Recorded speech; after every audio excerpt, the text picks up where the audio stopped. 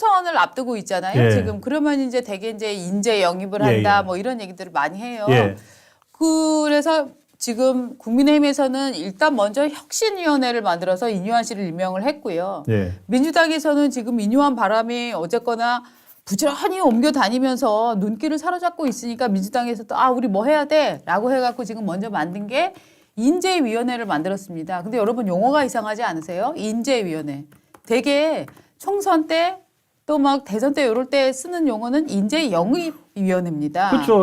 국힘 네. 같은 경우에 지금 이제 네. 총선 치대로 가면서 네. 혁신위원회 출범하고 지금 이제 임명직 사무총장 이철규 네. 전 사무총장이 네. 바로 지금 인재영입위원장을 왔잖아요. 네. 그래서 지금 이재명 대표도 인재영입위원장 됐다는 거 아니에요? 아니에요. 근데 인재위원회예요. 아니 인재영입위원장이에요 보통. 그렇죠. 그러니까 총선 앞두고 네. 국힘이 인재영입위원장 띄우니까 네. 민주당도 당연히 인재영입위원장을 해가지고 이제 외부 사람들 해서 만들겠죠. 예. 저는 여기 포인트가 있다고 생각을 하는데요. 민주당 진짜 박성준 의원이 예. 최고위원회를 마치고 얘기를 했어요. 예. 과거 인재위원회는 주로 외부 신진 인사 영입에 주력했지만 이번에는 당 내부의 인재 및 당무에 참여한 정무 경력이 있는 외부 인사를 포함해 발탁할 계획이다. 그래서 명칭 또한 인재영입위원회가 아니라 인재위원회로 했고 인재위원회 대표를 이재명 대표가 직접 맡을 예정이다. 아니 뭔 뜻이게? 아니 진짜 인재위원장이네요. 네. 처음 봤어. 네. 이런 이름 처음 보는 것 같은데. 이거 뭔 뜻이냐면은 내 맘대로 할 거야. 딩동댕. 이재명 내 맘대로 다 할 거야. 그리고 밖에서 전문가니 뭐니 신선한 핀이 필요 없어. 데려오지 마. 이미 네. 나를 위해서 충성할 내용이 검증된 사람만 나는 내가 쏙쏙 뽑아서 쓰겠어. 라는 저는 선언으로 읽히거든요. 이러니까 네. 어저께 그 김대중 탄생 그 100주년 무슨 행사가 있었잖아요. 거기 가가지고 네. 했던 말이 이해가 되네요. 네. 어제 사실은 그 행사에서 저는 인유한 혁신위원장이 그 이재명 대표한테 정쟁 좀 이제 하지 맙시다. 네. 라고 한 게 되게 인상적이었는데 네. 그걸 가지고 피식 뭐 대꾸도 안 하면서 네. 갑자기 내년 봄이면 전국에서 행동하는 양심들이 꽃필 것입니다. 네. 이랬거든요. 네. 이게 본인이 인재영입위원장이 될 거라는 걸 알고 당연하죠. 인재영입위원장이 아니라 본인이 인재위원장이 위원장. 된 걸 알고 네. 한 얘기죠. 행동하는 양심들을 네. 데려올 거다. 네. 행동하는 양심은 여기서 뭐냐 하면은 예. 검찰 폭주에 대항해서 싸우는 것이 행동하는 양심이다. 정치 검찰에 맞서는 것이 행동하는 양심이다. 저는 이런 논리로 앞으로 비유할 거라고 생각을 하거든요.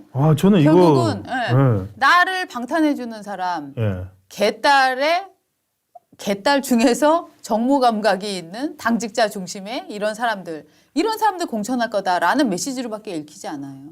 저는 깜짝 네. 놀랐던 게 뭐냐면 이 행동하는 양심 이런 거 있잖아요. 네.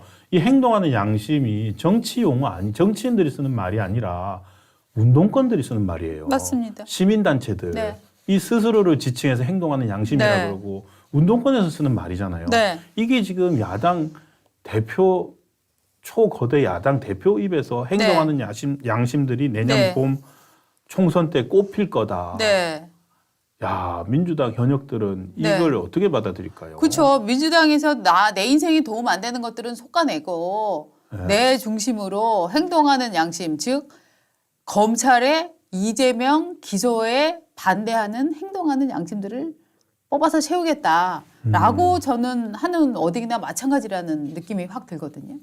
이거는 행동하는 양심 뭡니까? 지금 뭐 소위 말해서 그 386들 네, 친문이 지금 이제 신문 386이 아니고 586들 네, 네, 후속 주자들 네, 한총련 세대가 네. 무럭무럭 자라나고 있잖아요. 예, 예. 이재명 대표 주위에. 그렇죠. 결국 얘들 이 한총련 40대인 586을 대체할 한총련들 니들도 그렇습니다. 이제 원내로 들어와라. 네, 그 얘기네요. 그렇죠. 지금 뭐 강위원이니 네, 뭐 네. 강혜연 씨 중심으로 하는 그 무슨 위원회인가 뭐 하나 예. 있잖아요. 특기 같은 거기가 거. 다 한총련 세력이지 네, 않습니까? 맞습니다. 행동하는 양심이 딱 근데 이게 좀 어떤 느낌이 드냐면 네, 그 이재명 씨가 성남시장 될 때 네. 결국 경기 동부연합 맞습니다. 그리고 당시에 그 선거연합으로 민노당 후보를 네. 하고 민노당 후보가 사퇴하고 네. 경기 동부연합이 사실상 조직으로 다 네. 했지 않습니까? 네. 네. 그 패턴이 네. 이번에 총선에서 또 보이지 않을까 싶은데요. 그렇죠. 총선에 가고 그다음에 이제 그 다음에 또 대선을 향해서 예. 자기 조직을 움직여가는 이런 그림까지 꾸고 있는 거 아니냐 하는 이제 분석들이 쫙 나오고 있죠. 아, 네. 그러니까 그런 말이 많네요. 일각에서 네. 민주당 네. 쪽 정치를 잘 아시는 분들이 네, 네. 이재명 대표가 결국 네. 그러니까 운동권의 네. 숙주가 될 것이다. 네, 그 얘기가 그러니까 그 전에 많이 나왔죠. 386 운동권이 있었다면 네. 기존 민주당이 네. 그 밑에서 386 운동권의 후배 세력이면서 네. 50이 다 되도록 네. 국회의원 배지 못 달고 있고 낭인이고 여전히 노동운동판에 있고 이런 네. 애들은 이제 지금이 마지막 기회라고 보고 맞습니다. 이제 이재명을 잡아야지 이재명과 네. 잡아야지만 정치권으로 진입할 수 있는 그 세대가 네. 강력하고 이미 네. 꾸려져 있다고 하는데 예. 그 사람들이군요. 그래서 제가 보기에는 민주당에서 일종의 586, 386 세대의 공천 학살이 일어날 것 같아요. 왜냐하면 이재명 씨 입장에서는 그렇죠. 기존에 운동권 저 386한테 신세를 졌건 안 졌건 뭐 신세 졌어도 입 닦을 수 있는 사람이라는 네. 느낌은 듭니다만 신세를 졌건 안 졌건 가장 중요한 건 내가 다음 대권에 도전할 수 있느냐의 여부기 때문에 일단 그 조국 중심의 386 세대 네. 이런 사람들을 뭐 공천을 안 주는 거는 물론이려니와 지금 현재 국회에 뿌리박고 있는 386도 저는 완전히 물갈이할 거라고 예상을 합니다. 그리고 그 자리에 새로운 행동하는 양심 세대 그러면서 이제 386들은 후배 세대에게 양보를 해야 됩니다. 이런 얘기들을 메시지를 던지면서 분명히 한 10살 내지 15살 젊어진 운동권들을 재배치하는 과정 이런 것들이 있지 않을까라고 저는 네. 조심스럽게 예상을 해봅니다. 아니 그러니까 이게 네. 모든 게 다 맞아떨어집니다. 네. 어저께 더불어민주당이 발칵 뒤집혔잖아요. 네. 그 22대 국회의원 네. 선거 불출마 확인서 맞아요. 이거를 돌렸다는 거 아닙니까? 네. 그러니까 민주당 선출직 공직자 평가위원회라는 게 있다는데요. 네. 소속 의원 전원에게 현역들 네. 전원에게 21대 국회의원 평가를 준비하고 있습니다. 자, 평가 시행에 앞서서 네. 차기 국회의원 선거에 출마 의사가 없는 분들은 네. 손 들어보세요. 이게 이겁니다. 이런 양식. 네. 22대 국회의원 선거 불출마 확인서 저걸 네. 보냈다는 거 아니에요. 네. 그러니까 지금 사실은 운동권 핵심들 많이 들어가 있는데 네, 네. 뭐요?